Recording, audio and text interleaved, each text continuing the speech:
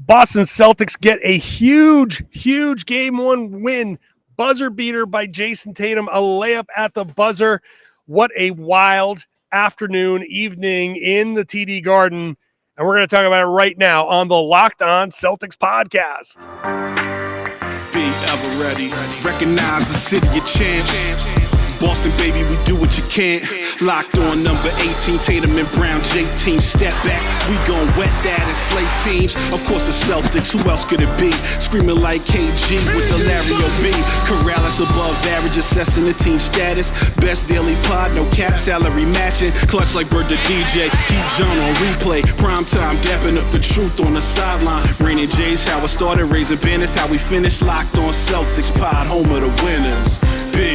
Hey there, welcome to the Locked On Celtics podcast. Thank you for making this your first listen every day, part of your daily routine. I'm here at the TD Garden. It is 11:15, so it's well past game time. Everybody's cleaning up around here, but I'm still here with the dark court behind me, that far basket if you're watching on YouTube. As I'm pointing, this is where Jayson Tatum laid it in right there. So having fun over here at the Garden after the Boston Celtics 115-114 win over the buzzer as I tear my whole setup apart over the Brooklyn Nets. I don't even know what to say about this other than today's show is brought to you by BetOnline. BetOnline has you covered this season with more props, odds, and lines than ever before. BetOnline, where the game starts. Celtics almost gave this game away in the fourth quarter. We're starting to look like it was going down a bad road, and then they regained their composure and finished the game pretty strong, obviously, with that game-winning layup. Let's bring in Tom Westerholm to discuss this game. What is up, Tom? Tom_NBA on Twitter. And I don't know, Tom, like, where should we start? That last possession was there's so much that happened in that possession between the Celtics. First of all, let's start with the stop that they got on Kyrie and on Durant, because here they are. The Celtics have given up a 3-point shot to Kyrie. It's 114, 111. They're down 3. Jaylen Brown gets the layup. He was great in the fourth quarter. Mm-hmm. And they come down, and now Brooklyn has an opportunity to either put themselves up 3 or 4 if they can hit that three-pointer, and the Celtics get a stop. What are you seeing there in that final defensive stand? I think one of the big things that I saw on the final defensive play was just the amount of ground that Al Horford covered. If you go back and watch, like, he was back and forth and just was kind of everywhere. It was just, shutting everything down. I thought, look, the Celtics do not win tonight's game without the performance that Al Horford put together on both ends. Phenomenal offensively.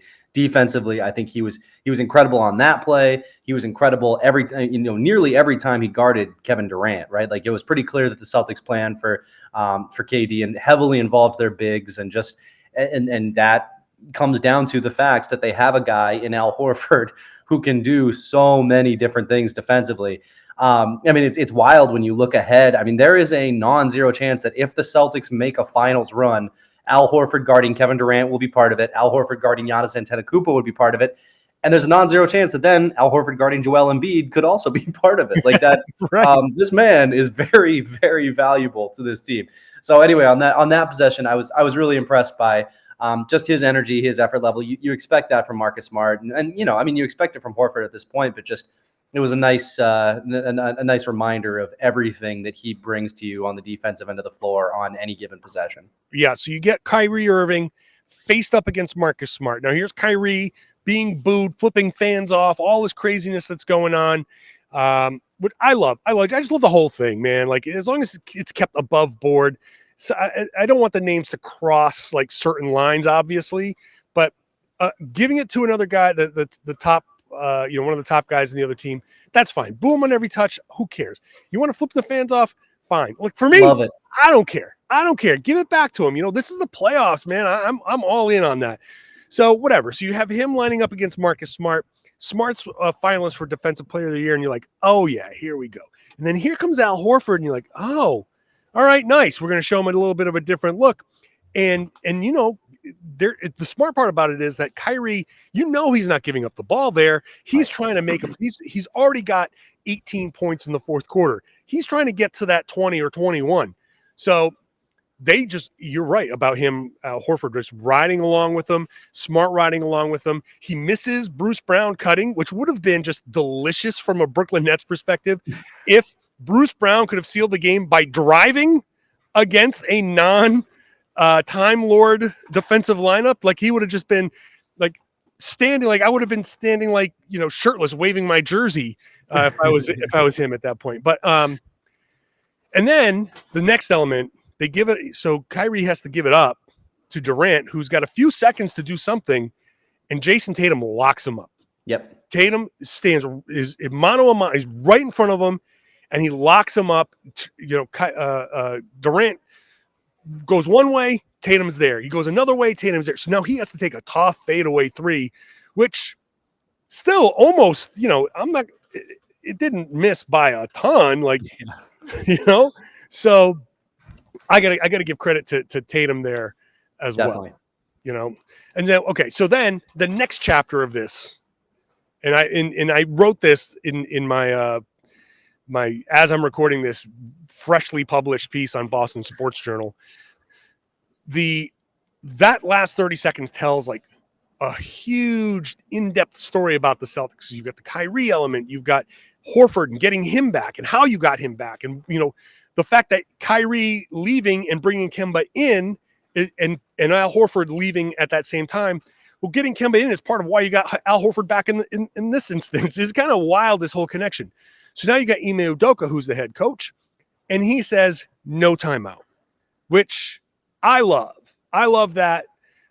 You've got Dragic on the floor. You've got weak defenders on the floor. If you call the timeout, you're going up against a set defense. And the last thing you want is Brooklyn set up, standing there with a plan and their best defenders on the floor. So I think that was a spectacular decision. It sounds like you're on board with that. Very much so, and you saw it immediately. I actually thought that Jaylen had kind of an angle on the hoop on that last drive that he ended up kind of passing it up. I mean, he had Dragic on him, and he had Dragic on him, and he had Kyrie next to him. He had two very mediocre defenders. Kind of right there. And I actually and he had an angle on one of them. Could have done one of those big crow hop crossover type of things and gone down the middle of the lane. Sweeping down the baseline, and then you're just going up against, I think it would have been Kyrie at the rim. And we know Jaylen can beat Kyrie at the rim. So I actually kind of thought he had a play there, but then he kind of pulls it back a little bit. And his lane was cut off. I understood that. And then obviously from that moment on, it is chaos defensively for the Nets, and that is what happens, when that all happens because the Celtics pushed in transition. That is, the secondary, obviously the primary attraction of pushing in transition is maybe you get an easy layup. The secondary attraction of it is that the defense is completely discombobulated. Nobody knows where they're supposed to be. Everything, you got mismatches all over the floor. So when Jaylen drives, he's got two bad defenders on him. He throws that kick out, and there's two guys closing out at Smart. So all he has to do is pump fake and drive it in. And this all starts, and then obviously he's got the pass, the layup. That all starts with the fact that the defense was completely thrown off. And, that starts with the fact that Ime decided not to call timeout and allowed the mismatches to just kind of develop naturally. And look, if the Celtics don't get a basket, everybody's screaming at Ime, why didn't you call timeout and set something up? Why didn't you call timeout and set something up? And so it's a gutsy call by him to not do that. But I think it shows, I think it was very noteworthy to me after his early season press conference that Marcus Smart said trust so many times in his post-game comments. And that's what Ime did there, right? It was just a trust thing. It was like, I've seen these guys do it. I just saw them put together their best defensive possession of the game. Let's let this thing play out. So all the credit in the world to Ime for that. I just thought that was really good coaching. And then, the players executed it perfectly. So we've now got a great coaching decision. And even if they'd missed, I'm happy with the decision. I would have been too. I think the I narrative know- might have been different, but I thought You're it was right. the right decision. You're right. You're exactly right how that would have gone down. Which sucks. I hate that that's the way it goes, but that's how it would have gone. Then Jaylen. No, Jaylen does a great job. So what he could have done, notwithstanding, he still, by the time he gets to that spot, Yep. you look at the replay, he literally has 4 Yes. Brooklyn Nets looking directly at him. So that, to your point, that is exactly what you want. You don't call a timeout. You push it in transition against this Nets defense. That moment right there, you feel good about, okay, they're going to get something. So he kicks it out to Smart, and everybody is thinking that Smart is going to shoot it. And I think this is what allows Tatum to make this cut. Because first of all, he's like, Tatum says, I was getting ready to kind of crash because Smart could have taken the shot. And the theory is you take the shot with a few seconds left. In case you miss, you get the offensive rebound and you get a chance at a tip in.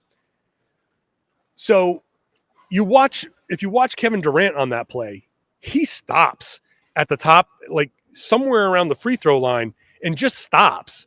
And he's watching. He's out of the play. He takes himself completely out of the play. This was a horrible night for Kevin Durant, which we'll talk about more in the next segment. But I think he was waiting for the shot to go up too. And Smart was waiting for he was going to take the shot, but then he sees the two guys kind of jumping out at him, and Smart is kind of getting ready to crash and realizes, oh, well, crap, I might as well, if you are up faking, then let me make this cut, which someone pointed out to me on Twitter, and I think it's hilarious. I've been screaming about cutting for the Celtics probably for like 2.5 years at this point, but especially earlier this season, that Tatum wins the game on a cut to the basket is just delicious for me. I think it's great. For Smart to make that play and not shoot in that spot is another kind of like symbolic. He normally shoots in those positions, and him making the pass, it's like, that's point guard Smart. Yeah. That's your point guard right there. He had the shot. He could have taken it, would have been justified. But he read the defense, took one dribble just to see. You take the dribble, you just see. Now you have options. You got Horford in front of you. You still got the open jumper. But there's Jayson Tatum.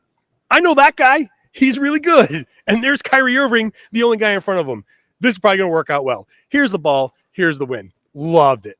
This is so, and again, another chapter in the story of the Celtics that you get point guard Smart doing what he did here and kind of capping a season where he's kind of, I think, changed the narrative about himself. I'm going to let you respond to that in a minute. First, I'm going to tell the folks about Athletic Greens AG1. Hold on one second as I talk about, I got to get my notes together here.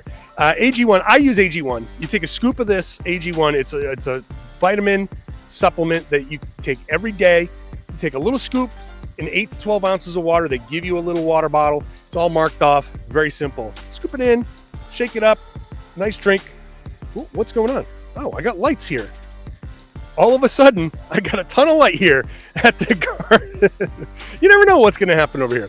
So, AG1 is, at a time where the founder was worried about better gut health, he developed AG1 to help him get through a lot of his issues. If you're concerned about getting the proper nutrition, getting all of your vitamins and minerals, and getting your digestive system in order. I mean, your digestive system is your immune system, and this is all part of keeping you healthy. And if you're concerned about that stuff, you need to have some sort of supplement that can help your body, be stronger and be better. So the Athletic Greens founder was spending up to $100 a day. This Athletic Greens AG1 is going to cost you about $3 a day. So you're basically giving up the cost of a cold brew to get yourself better gut health, better health overall. I am really making a big push to get myself healthy. And this is going to be a part of what gets me to where I want to go. So it's time for you to reclaim your health and arm your immune system with convenient daily nutrition. Just one scoop in a cup of water every day, and that's it. No need for a million different pills and supplements to look out for your health. And to make it easy, Athletic Greens is giving you a free 1-year supply of immune-supporting vitamin D and 5 free travel packs with your first purchase. All you have to do is visit athleticgreens.com/NBA network. Again, that's athleticgreens.com/NBA network to take ownership over your health and pick up the ultimate in daily nutritional insurance. Today's show is also brought to you by Built Bar. My friends at Built Bar make the best tasting protein bar. Another thing that I'm using to help me get healthier because I'm going to the gym. I'm hitting that elliptical machine because my knees are absolute crap. So I hit that elliptical to get myself a good workout, and the calories I'm burning, I'm not putting them all back in with a big, dense protein bar that's calorie heavy. This is going to be about 130 calories or so. I'm getting 17 grams of protein in each one of these bars, and they taste good. It's like a treat. I'm going to the gym, I'm lifting, I'm feeding my muscles with the protein, and I'm giving myself a little chocolate treat at the end. So check out a Built Bar. Go to built.com, use the promo code LOCK15. You're going to get 15% off every single time. So go get yourself a little sampler mixed box. I just had somebody DM me the other day say, you finally got me. I'm getting the mixed box. Just do that, and then you can figure out what you want from there. Every single time you go, use that promo code LOCK15. You're going to get 15% off your order at built.com. Thanks for making Locked On Celtics your first listen every day. How about making Locked On Now your second listen every day? Locked On Now is a great recap of the night from each of the local hosts. You're going to get me. You're going to get Locked On Nets afterwards, after this game, with 2 to 3 minutes of analysis. So you get it from each side. Great way to get caught up, see what the other side is saying. So Locked On Now, wherever you get your podcast. If you want to watch the show, it's on the Locked On NBA feed. I'm so happy that the people here at the Garden decided to give me a little light. I'm not sure that the viewers are happy that they get to see my face. I thought they were probably thrilled to have me in the dark a bit, but for those of you who thought maybe my background was fake, you saw in the middle as everything lit up that it's not. I'm actually here at the Garden. All right, Tom, I thought one of the keys here to this game was the Celtics defense holding Kevin Durant. And I say holding, 23 points doesn't sound like you're holding him to much, but 9 of 24 shooting, which is 37.5%, 1 of 5 from 3.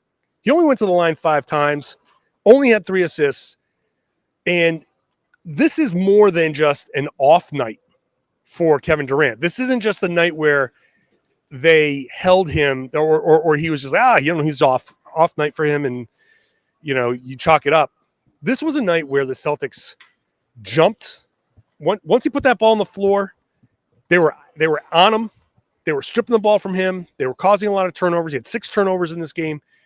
The Celtics did a fantastic job forcing Durant into this off night. I don't know how many more times they're going to be able to do it, but I thought they did a great job on him defensively. I did too. I thought their plan for him was really smart when you watch kind of the film on what they were trying to do. Like it was pretty simple, right? It was just like have a guy who's big enough to guard him. Like the thing about Marcus Smart is that man will defend and defend and defend, and he will try his butt off, but he is literally too short to guard certain guys. And it's like, there's just certain guys that it's just, he's 7 feet tall, man. Can I just say, just being in the arena, I've seen Kevin Durant play for years and years and years. Every single time I see him, I look at him and I'm like, I'm still amazed. How do you do this? How can you, like, look how long and lanky it's like. His torso is like this big and his legs and he's just so wild that he's able to play the style that he plays, and he shoots. He brings that shot way up top, and you're like, no one is blocking that shot on a regular basis. I guess except though Tatum did.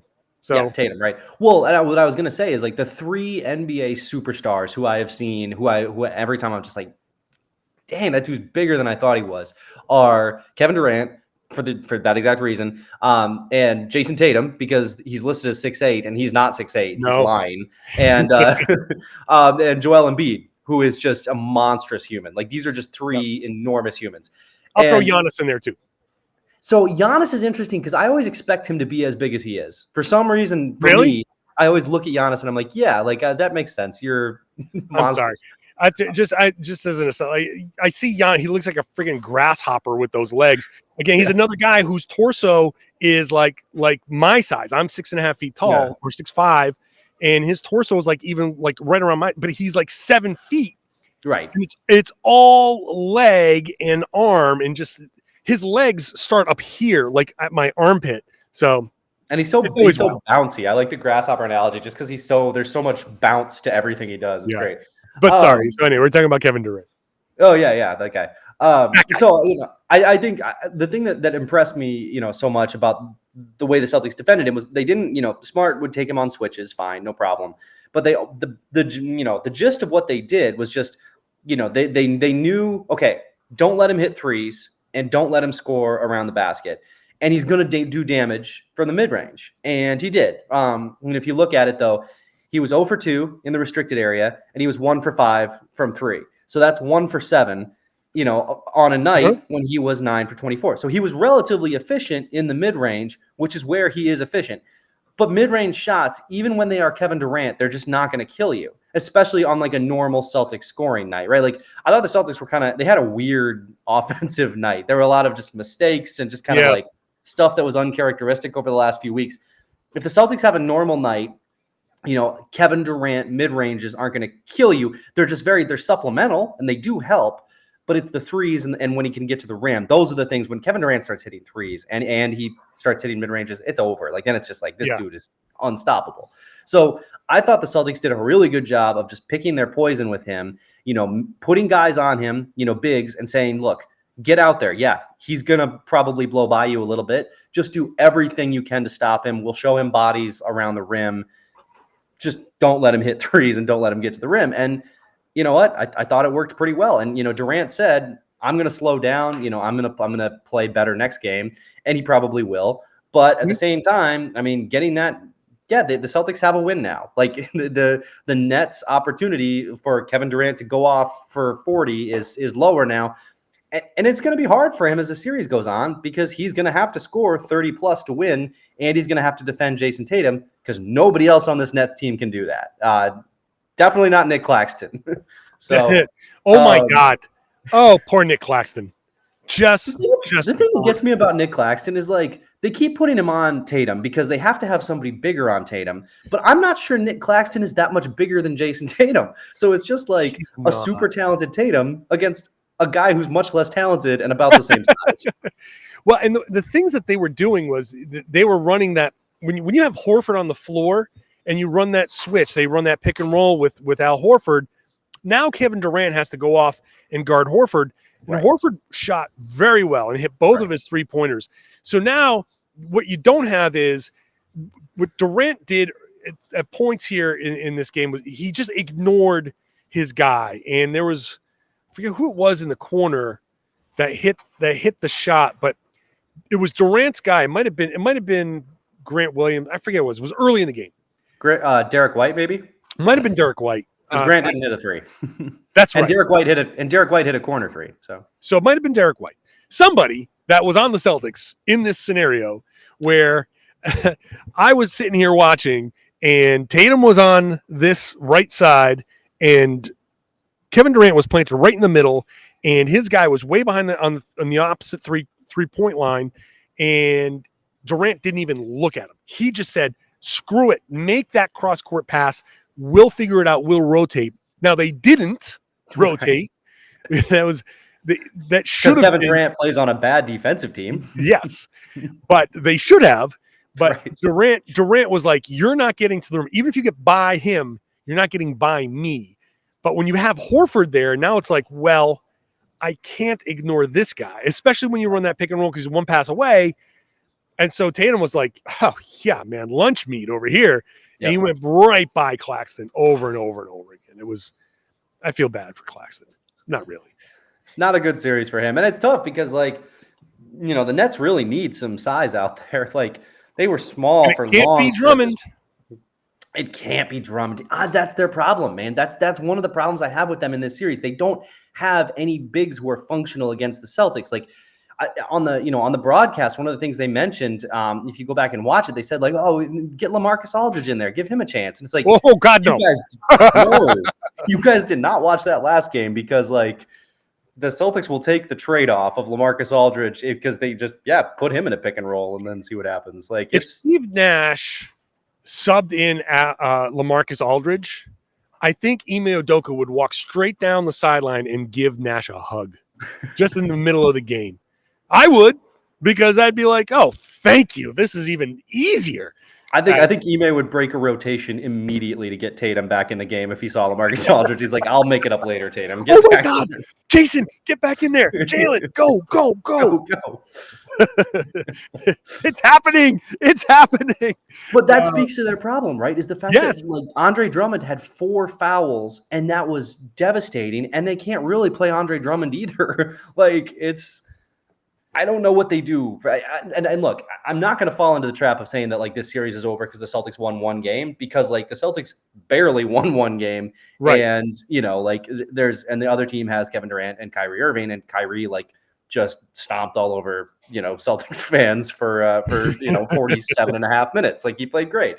So like clearly the series is not over, but I just like, the big problem is one that the Nets have to solve post haste because the Celtics are just demolishing them right now. Yeah, let's get back to it in a minute, because I think the Celtics, both teams played, I think were kind of bad in a lot of this game. Like this was not a great game, especially to start. But I thought there's plenty to clean up for both sides and plenty to still talk about in this. First, let's talk about our friends over there at BetOnline. The Celtics were favored by 4 in this game, so anyone who took the Nets made a little bit of cash. You could do that at BetOnline, your number one source for all your betting stats, all the information. You can find the latest developments, league reviews, news, information, wherever you want. The playoffs are here. There's a lot of weird things that happen in the playoffs, man. So I would really study up on what you can find over there at BetOnline, because that analysis is going to help you in games like this and some of these other games. I haven't even got a chance to look at, or watch any of these other games, but I'm looking at Milwaukee winning 93-86 against the Chicago Bulls, and that had to be gross. So anybody betting on that game, I'm sure, was losing their minds. So head on over to BetOnline. You can do it on the website. You can do it on your mobile device. They got more than just basketball. Baseball is back. Sports from around the world, your favorite Vegas casino games, esports, all of that. It's over at BetOnline. BetOnline is where the game starts. Please gamble responsibly. All right, Tom, do we think that that Kyrie Irving can duplicate this? 39 points, 12 of 20 shooting, 6 of 10 from 3, 9 of 9 from the line, 6 assists, 5 rebounds, 4 steals, as they pop, like people have these balloons and stuff and they're just destroying them in the background. I'm glad that's a balloon, because that sounds like something else on my end. It definitely sounds like something else. I am specifying that those are balloons, those little balloon turban things that they give the kids. They're stepping on those and popping them. So understood. Yes, that's what that sound is. Not just another night in America. So I think, honestly, I do think that like he could replicate it the way the Celtics played him tonight, because if you go back and watch a lot of his threes, especially the ones that kind of got him going, I don't get what the Celtics were trying to do, because like Daniel Theis was playing so far back in drop coverage that it was just like, are you daring Kyrie to shoot? Like, what is the goal here? Can I tell you? Please do. That clearly was not not the way it was supposed to go, because I was sitting here watching again on YouTube. I'm gesturing. I'm watching Marcus Smart stand right here in the corner. Yeah. As Kyrie Irving at the first half was shooting at that far basket and hit a shot, and Theis was way deep in the lane, and you could see Marcus saying, "Get on up! What are you doing?" And he turned around. He's pissed off, and he's And like, it's very clear that Theis's drop coverage was a little too extreme. Like I think he did something. There was something not right. Now I don't know how much of it was Theis and how much of it was somebody else and some combination of things. But I will say that Theis was in my post game on BSJ. I do like up and down, and he was one of my two down. Like him and Grant Williams had bad games in this. Yes. Although Grant defended Kyrie or Durant pretty well, I thought. Yeah, I mean, it wasn't like awful, but he also didn't hit a shot. So you're correct. And the thing about Grant now is that he's been good enough all year that the Celtics do actually count on him to make shots. He needs to make shots. He needs to make those 3-pointers. He did good things, but anyway, yeah, go ahead. Yeah, but that okay. So that explains that, because I was watching Theis, and the thing that confused me about it was like, okay, Theis drops back in drop coverage one time, forgets, whoops, no problem. But he did it like at least 3 times. Yeah. And then one time he closed out way too far, I think, to make up for him dropping back too far, and then clearly like undercut Kyrie. Like it was like, I know Celtics fans were mad because it was yet another foul call, but it was like, no, like he can't do that. He crashed right into Kyrie, and Kyrie made 3 free throws. So I think that Kyrie is obviously, otherworldly talented as an offensive player. Like I wouldn't say that I think he could do 39 points that efficiently 7 times, but could he do it 3 times? Certainly, so I don't know. I will be curious to see. I do think that the Celtics are probably going to be a little sharper in the next game. I think there's a lot of, I think, anytime you win a game as kind of ugly as they did, there's a lot of things to clean up, but like Kyrie's very talented, and he's very pissed off at Boston, and Boston is very pissed off at him. And like you said in the beginning, like I don't know, I think it's kind of entertaining as long as it doesn't cross any lines. I think it's perfectly acceptable for everybody to just kind of hate each other in this scenario. So I hope it keeps going. Like it's kind of fun. It is kind of fun. I mean, I think he's going to be Kyrie's going to be fine. I don't know how much he's going to be fined. Oh, yes. Kyrie will be fined. Kyrie will be fined for multiple middle fingers and also profanities multiple times post game. So the league is not going to be entirely happy with that. But I do think that I don't know, man. It kind of got to the normal Brooklyn kind of cadence of, okay, Kyrie's going, then no one else matters. And right. What part of why the first half I think was frustrating for me is that they let like Goran Dragic go off for, was he 5 of 6 for 11 points in the first half, and I'm like, yep. You can't let these ancillary guys, you can't let these role players burn you, because yep. Brooklyn doesn't want them. Like, sure, everybody wants to score and you want everybody to score, but like Kyrie wants to do it all himself. Like that last possession, I'm not joking. Like Bruce Brown was wide open in the middle, and Kyrie should have seen him, but Kyrie was so hell bent on making his play that he didn't see the cutter coming straight down the middle to a wide open lane, and who knows how that would have gone, but Bruce Brown would have caught the ball in the paint with no one within 3 feet of him, and that could have been a much different ending. So I think these guys wanting to do it all themselves, the Celtics can take advantage of that. What else? We haven't talked about Jaylen Brown enough. We haven't even talked about like Jaylen Brown and Marcus Smart. We talked a little bit about Smart before, but two guys whose contributions are going to be, I think, a little unsung. Jaylen Brown had 9 points in that fourth quarter. He hit some huge shots, and that play by drawing the 4 at the end was Ime after it was over sought out Jaylen Brown, because Jaylen Brown made that play happen. And Tatum's going to get a lot of the shine because he had 31 points and he did it efficiently and he had the game winner. But Jaylen Brown, you don't win this game without Horford. You don't win this game without Jaylen Brown or Marcus Smart or Jayson Tatum. It was such a great team effort, but we should spend some time just giving Jaylen his proper due for a really good game, and like good across the board. 5 rebounds, 3 assists, 4 steals, 2 blocks. Yes. I mean, that dude was huge in this game. I actually think his defense was kind of undersung. I mean, you mentioned the steals, like, a couple of those were live ball steals. The block shots, they were loud block shots. Like he had that one where he rejected Durant out of bounds. And then he had that other one where the play was developing far ahead of him in transition, and he just gets out and sprints and pins Bruce Brown's layup off the backboard. Like it was a 2-on-1, and then all of a sudden, just out of nowhere, here comes Jaylen Brown just streaking down the floor. Big play. obliterates that shot off the glass. I mean, he was really good. And I think it's interesting because he was good in a way that you wouldn't have necessarily been like, oh, wow, Jaylen Brown. Like, if you expected Jaylen Brown to have a good game, I think generally what you expect is like, okay, the other team was super focused on Tatum. So he was just, being brutal to a mismatch, right? Like he was just like, killing the team that way.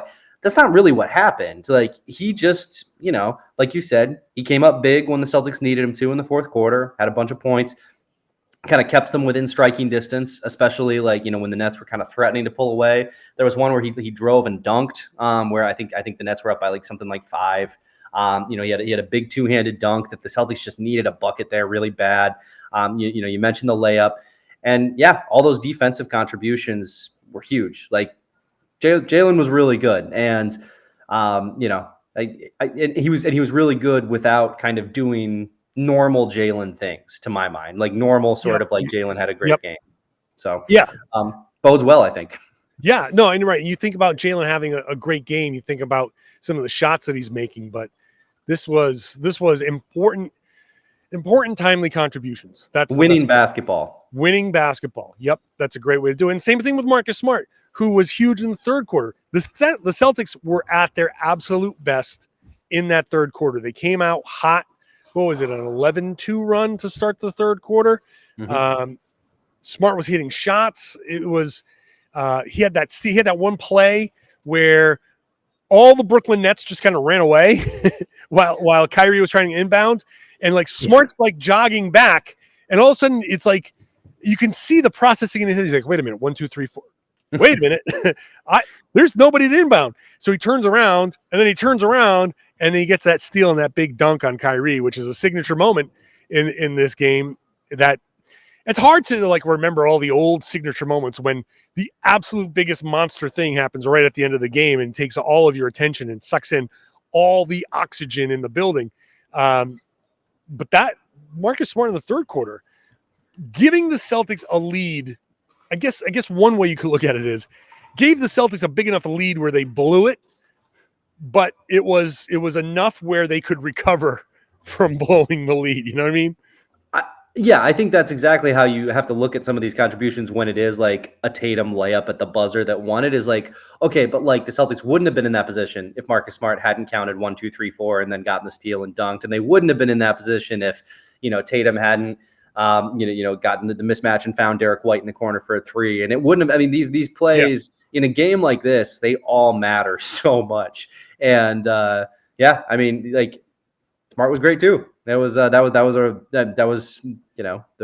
type of play that is the reason that he's a finalist for Defensive Player of the Year. Well, I mean, anything else crossing your mind here before we wrap it up? Because I do have to wrap it up, but I feel like we've just scratched the surface. Like I think what's going to happen here is those are all the big points. And now tomorrow the Celtics are off on Monday, so I will, like you will, rewatch a lot of the game and go through and make, list a lot of the points that I'm like, oh, wait, I forgot to talk about this. Oh, I forgot to talk about that. So this is the Monday podcast. The Tuesday podcast will involve a lot of like, okay, here are a lot of the finer points of things that maybe we didn't get to on this one. But unless there's anything else you want to mention. No, not really. I mean, I had a lot of people very angry in my mentions because I know I always bring up my Twitter mentions at the end of this. I like airing my Twitter mentions on the show because I don't like to air them on Twitter. I did feel like people were very angry at me because I said that like there was reason for both sides to be mad at each other with the Kyrie situation, right? And I just think that's common sense. Like, yeah, I understand. Kyrie started it. No questions asked. Sure, of course he did. Also, you've been screaming profanities at the man for like 3 years now. Like, of course he hates you. So and also there was a person who was like comparing it to marriage in my mentions, and I was just like, Kyrie never said. I know he said many things, but he did not say "till death do us part." So no, it was Danny Ainge who actually brought up the wedding analogy. It was actually Danny Ainge who brought it up. But yeah, no, look, as far as the Kyrie thing goes, maybe this was a Danny Ainge burner. I can't prove it one way or the other. No, you can't. If you can't disprove it, then it must be so. Yeah, that's what we know, right? We're talking about the internet, right? Of course. Yeah. Like I can't tell fans. Like if fans want to boo Kyrie, you can boo Kyrie. Like that's how it's going to be. Players know it. That's how it goes. And so Kyrie starts it by kind of backing out on his pledge, and then fans get this. I want to emphasize he started it. I agree with you. Yes. And then like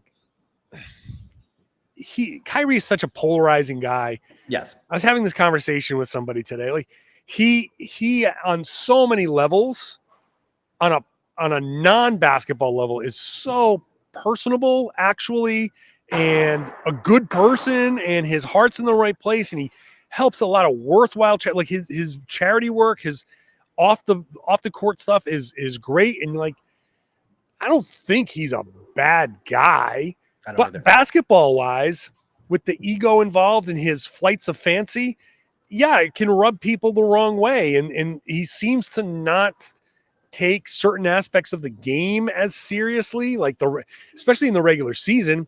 So I mean, forget the COVID thing. How about the unexcused or just the random, like, oh, I'm taking a leave of absence and just disappearing for a while. Like he's just a a weird cat. Like he's just a guy that, and when you're not normal, when you're not just straight up and down normal, that's going to rub certain people the wrong way. And then you add all of these other elements, spurned fan base, and then he sometimes is like, oh, I want to get past it, and then he says, oh, it's like an X. You should just remember for what it was, and you're like, wait a second, no, I want to say F you again, and like. I gotta say though, man, how human is that? That's so human. Totally. We all do that stuff. Like, I don't know, man. It makes sense to me. It's like we're all wildly inconsistent at all times. It's just that like a lot of NBA players are a lot more polished about it than he is. Yeah, 100%. So like, I get it. I get it why people want to yell at him, and totally, yes. I also want to get why people want to really defend him too.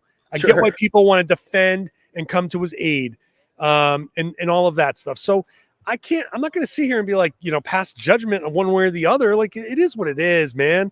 And so as my whole thing is like, look, just don't get personal. Yes. With you can scream Kyrie sucks and, whatever. And he's going to scream back, whatever he screams back, and like, whatever. That's, to me, you've got a guy who's out there. People don't understand how emotional it is and how charged it is. And it's 20,000 people screaming. And this place is a madhouse. Mm-hmm. Like emotions run high. This is a high stakes stuff. So people are going to get mad and they're going to say things and act certain ways on the court that afterwards, when things cool off, you go, okay, I might have been a little too whatever. And so I don't mind. I really don't mind that he has a back and forth. I kind of like the good guy, bad guy thing. Like, as long as we don't hear it going to personal levels or inappropriate levels, and we can just leave that at that. I think it's pretty simple. It should be common sense. Should be common sense. You know where the line is between sports and inappropriate. People should know.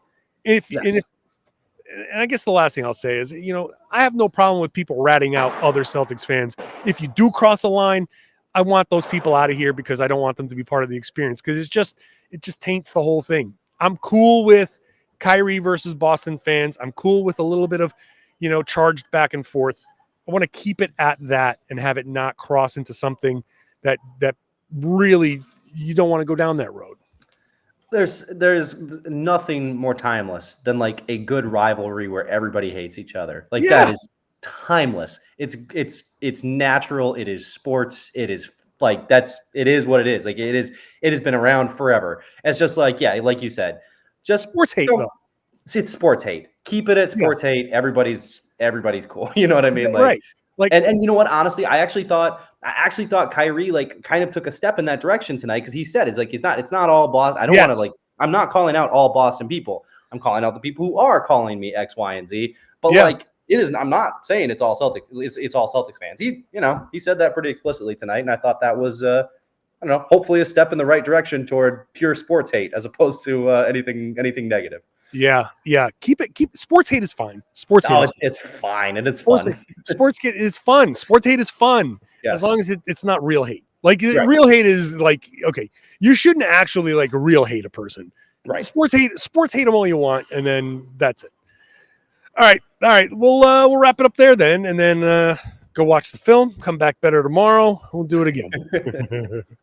So thanks. No promises I'm coming back better tomorrow, but I will watch the film. Well, we'll try. Just like the Celtics. No promises.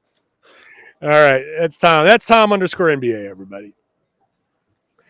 And I'm John Karalis, host of the Locked On Celtics podcast, beat writer at Boston Sports Journal.